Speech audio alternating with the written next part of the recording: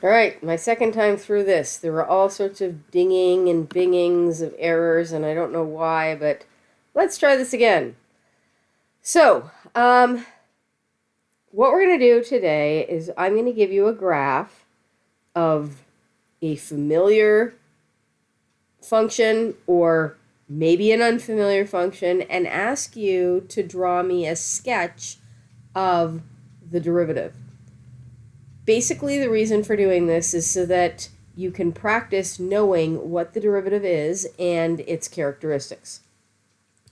So this particular question, the derivative function is a function f prime, that maps each value of x onto the slope of the line that is the tangent to f of x. So basically, you're taking an original function and making a new function that represents the slopes of all the changing tangents.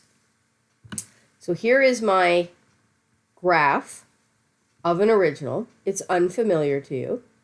And you don't need to copy this because I'm pretty sure I have some worksheets to go with it, because this would be tricky otherwise. It's even tricky without me waving my arms in front of a smartboard. So the first thing you want to do when you're given the graph of the original, which it says here, the graph of f is shown here, meaning that is the original function.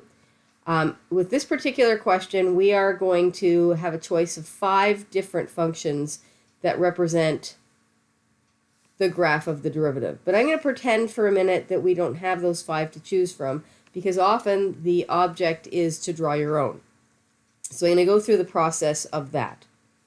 So the first thing that I recommend you doing is finding all the minimums and maximums that happen on your curve. So in this case, we have 2 of them. We have a minimum here. It is not the most minimum because obviously it gets lower over here. And we have a maximum here. Obviously, this is not the most maximum because there's more maxes over here. Those are instead called local minimums and local maximums. They are the bottoms of valleys, so where you bottom out, or they are the tops of hills. They can be giant hills or they can be little hills like we've got here. The thing is, and why you pick those points, is because if I drew the slope of the tangent line through either this one or this one, in both cases you would have a slope of 0 because that is a horizontal line. So what that means is that when you start to doodle the picture, and this is a sketch, so I'm going to call it a doodle, when you start to draw the picture of the derivative, and I'm going to do this in green, no, purple, red, just for fun. This dot here, because it has a slope of 0, on the graph of the derivative will run through a 0. And because this point here has a slope of 0, you have a 0. So basically these are your dividing lines. So although it's a doodle, let's call this a dividing line and this a dividing line. So what happens is the entire time you're working to get to this point that's at the bottom, this would have a negative slope because you're going downhill. So this is downhill,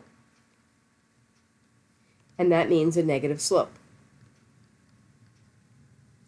This is also downhill, so it is also a negative slope. And the space in between would be where you're going uphill, so that has a positive slope.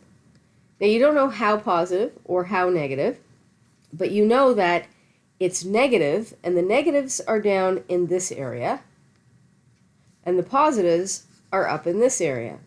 So what you can do is you can say, okay, in this space right here, I'm going to have to be negative, and in this space right here, I'm going to have to be negative, and in this space right here, because it's going uphill, I'm going to have to be positive.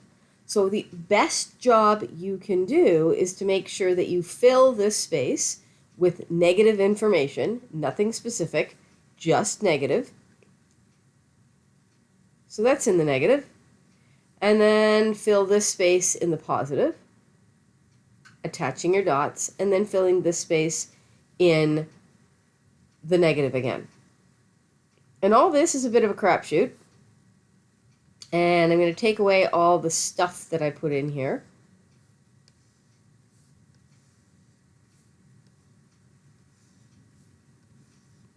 And this, and this, and this, and this. I'll leave my scribbles. And you have the picture of a potential graph of the derivative. Now, there's some things to keep in mind. For instance, in this particular picture, that would have been a negative cubic graph, so a negative degree 3 graph, because it's sort of n-shaped, but it's backwards n-shaped. So when you have a negative degree 3 graph, nothing specific, and you take the derivative of it, you get a squared. So this should not be surprising that you end up with a parabola-looking shape. So now that we have this information, we can go downstairs a little bit and we can find the graph that is best representative of what we drew. So no, because it doesn't have zeros at 3 and 5. These both have zeros at 3 and 5. This is the only one that has the general shape that we have. Yeah, that's not it. So the answer to the question that best matches ours is that one. Now, this was computer generated, ours was hand generated. So you just have to make sure that you have the right criteria. So something like rational functions and advanced functions, or polynomial functions and advanced functions, these are just sketches. You don't know specifics, meaning you don't know how big of a bump this is or how little of a bump this is. You just make a guess and make sure that you're in the positive space. So above the x-axis is the positive space, below the x-axis is the negative space. So I've got a little write-up here. So the first thing it says, start by considering the sections of the graph that have negative gradient, positive gradient, and zero gradient. That's a fancy way of saying slope. So the slope of the tangent line is negative for the part of the graph that is falling, so decreasing, and positive for the part where it's rising, so increasing, and zero at the point where the change in direction occurs, so where it goes from going downhill to going uphill, or from going uphill to going downhill. So we sliced it at exactly the same spots as they did, and they've mentioned negative, they've mentioned positive, and they've mentioned zero. So it says the zero gradient places might be a good start for analyzing the function. The graph of the derivatives must have x-intercepts, so zeros, at 3 and 5. And then it's got to be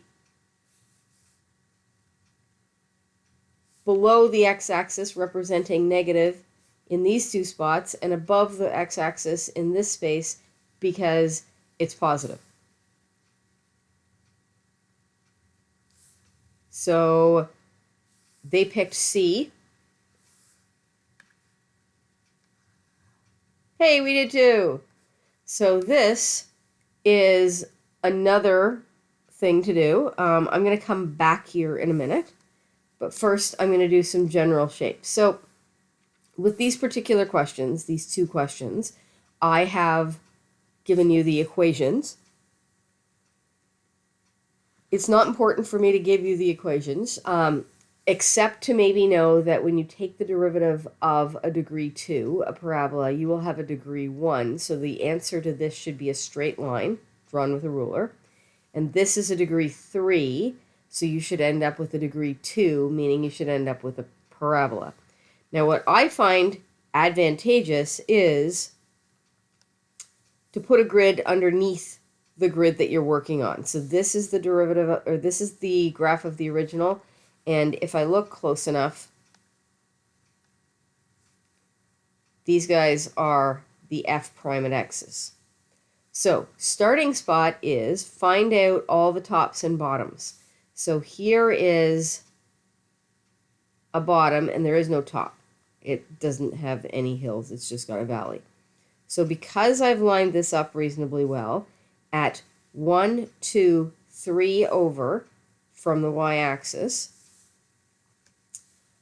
1, 2, 3 over, I should put a dot at 0 saying that this would have a slope of 0. Then I have to see what's happening. Well, this is all downhill. So before that dot, we have to be negative, and after the dot, it's going uphill, so we have to be positive. So negative means below the x-axis, and positive means above the x-axis. You're not sure how it's going, except that it's going to be a straight line because it's 1 degree less when you pull the exponent down and make it 1 less. So that's a pretty crappy job because it's not a straight line unless I actually draw a straight line with a straight edge. Oops. So here's my straight line. Not sure about the slope of it all, but I know that's it. I'm going to turn this into red just for consistency. See if I can, oh, I did grab the right one. Get that out of there. Dig out my red pen again and put arrows on to say this is going on forever. So let's do that again with the next one. And I am sure, just looking at the next page, that we've got some more questions. Now, you do have the option of doing it on a separate grid. And again, I recommend you go right below or you do it right on the same grid. So as discussed, because this is a degree 3 and you drop the exponent, make it 1 less, our answer should be a degree 2, meaning our answer should be a parabola. So let's find our tops and bottoms. Let's find our maximums and minimums. So here is a local minimum. Here is a local maximum. So I'm going to take that information, which is 2 boxes over, and at 2 boxes over, I tell you the slope should be 0. Also at 1, 2, 3, 4 boxes over, the slope should be 0. Then I have to figure out what's happening. So to get to this dot, we had to go downhill. To get from dot to dot, you'd have to go uphill. And then after that yellow dot, you're going back downhill.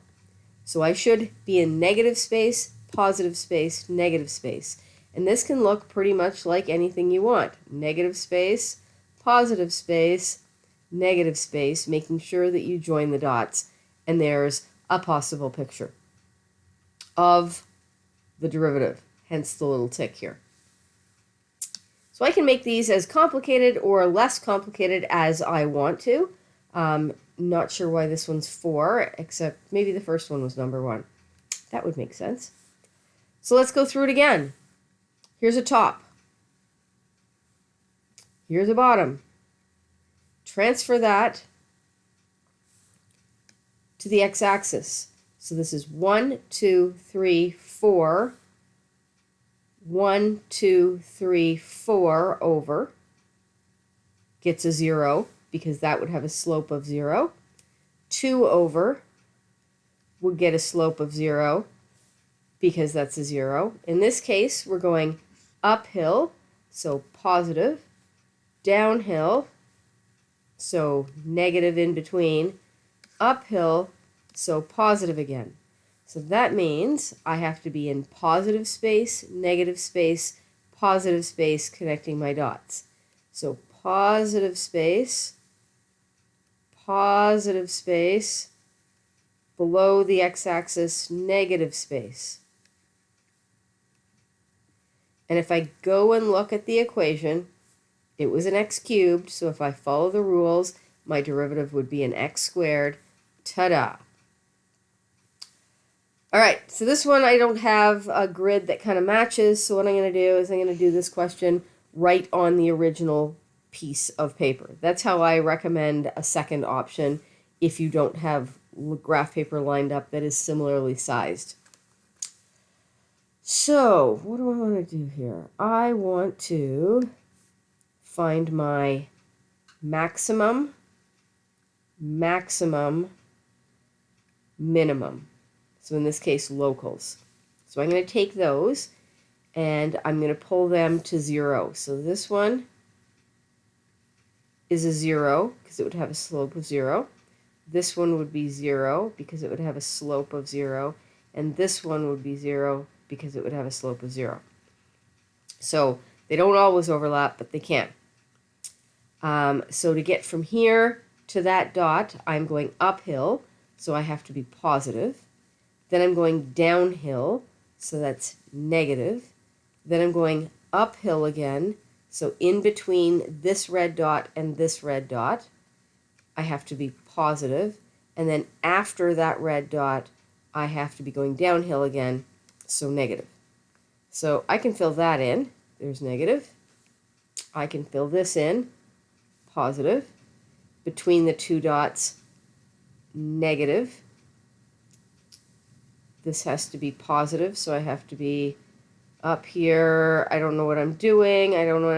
But I do know I have to connect back to this dot. And this makes sense to me because this is a W, and a W is a degree 4. So when you take the derivative, you get a degree 3, and a degree 3 is an N, or a backwards N.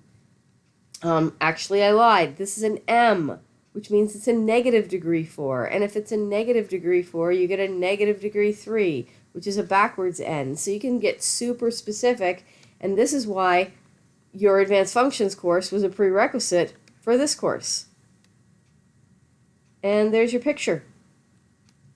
Nothing specific, just general characteristics. Do you know the actual meaning of what a derivative is? And then, of course, I can get super cruel. Holy smokes.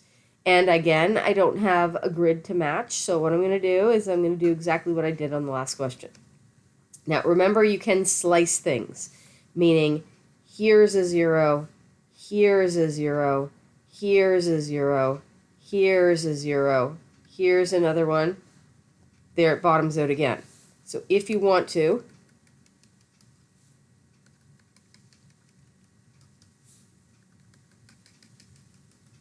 you can divide up your space so you can see exactly how you get uphills or downhills. But you can only do them through those dots. Now again, I need another color, so I've got red. So this comes down to the x-axis to become a 0, representing a slope of 0. This one here. This one here. This one on itself, just coincidentally. This is the maximum or minimum, also there. Nothing in between, but we finally get one there. There it is again. So then we can decide what's happening. So this is uphill. Then it goes downhill in this space between my dotted lines. Then it goes uphill again. Then it goes downhill again. Then it goes uphill again. Then it goes downhill for quite a bit.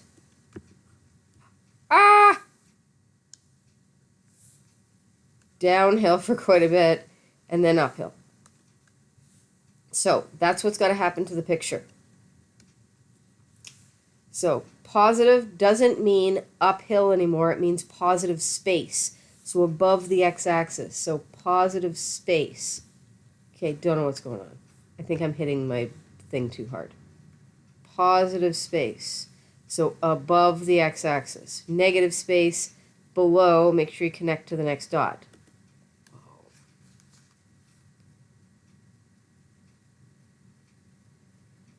Positive space again. Negative space. Positive space. Negative space. Big negative space. Positive space. So you end up with, let's see if I can widen this.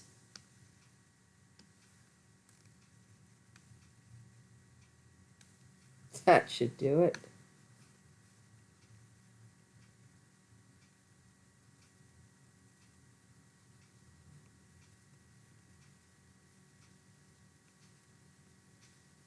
Can you hear my clock ticking? And let's check our criteria. This is a nice quick little check.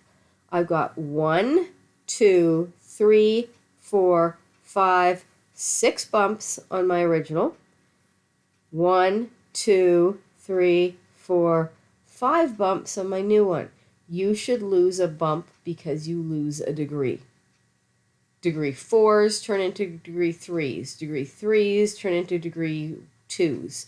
Degree 2s turn into degree 1s. Whatever the heck degree this one is, turns into a degree that's one less, meaning it loses a bump, and you end up with this picture.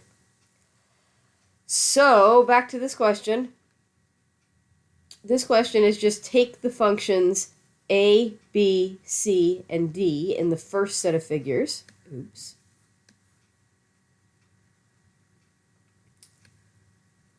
And match it with the figures a, b, c, d capitalized of the next set of figures. So when I look at this, I think, okay, these are the originals, these are the derivatives. Okay, so these right here are your y's, and these ones are your y primes. So the way I make quick work of this is, okay, this one is a degree 2. So when I take the derivative, I need the degree 1. There it is. So I know that c goes with b, lowercase c with uppercase b. Then I look at this and I say, okay, that's a degree 3.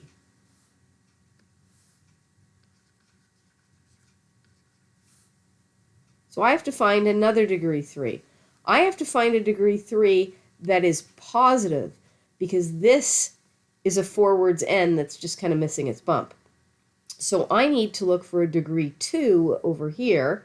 I got 2 choices, but I need the one that's positive. So that is this one. So I know that little a goes with big D.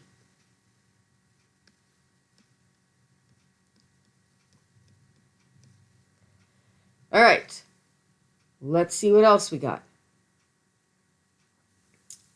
So this question.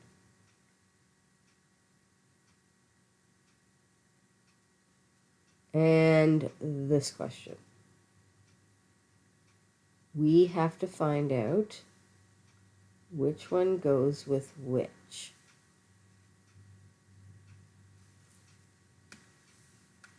Here's the top. Here's the bottom. There's also something funky going on here. So I need something that's got 3 x-intercepts. That forces it to be this one, 3 x-intercepts. It's also going downhill, uphill, uphill, downhill. So that's negative space, big positive space, negative space.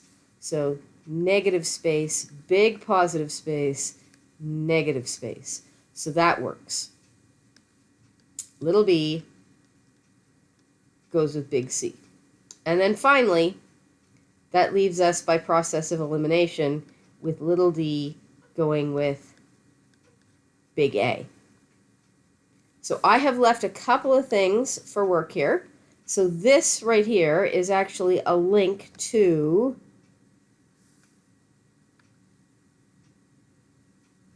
the big derivative puzzle. So it's kind of like the same thing as we just did. There are 4 graphs in the first row of the puzzle. And then the graphs in the last row may be moved by dragging with a mouse. Let me put that down. And the idea is that you try to place each graph here. Try to place below each graph the graph of the derivative. So you have to take each of these and place them where you think they belong. Not promising that this is the case. And then check to see how many you got. So these are the originals. These are the derivatives. And when you look at that, I only got one right. So we checked that already. You can load some new ones. So that's practice without paper, which might be kind of nice. And then there's practice with paper, and I honestly can't remember this, but if you'd like to try it, it's a Desmos activity. I know that because it says student.desmos, and because it's an activity, you will need a code, and that should be the code that works for you. So that is graphing derivatives, you being able to tell me that you understand the meaning of the original graphs and their connection to the graphs of derivatives. So that is it for this. Actually, that's it for this unit. I don't know how this is going to go in a quadmester system, but I do want you to know that the next set of lessons would be about trig derivatives, and trig derivatives go on and on and on endlessly. What I'm going to do is I'm going to do these two for sure because they are high school curriculum.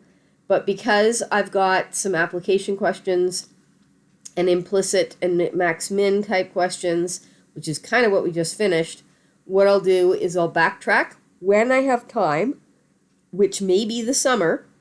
You'll still be set for university if you need it, because you can always refer back to the Google site, and I'll try to fill in some extra. If I get to it early, then what will happen is I will make sure that I, on the Google site, say, hey, this stuff doesn't apply in actual class.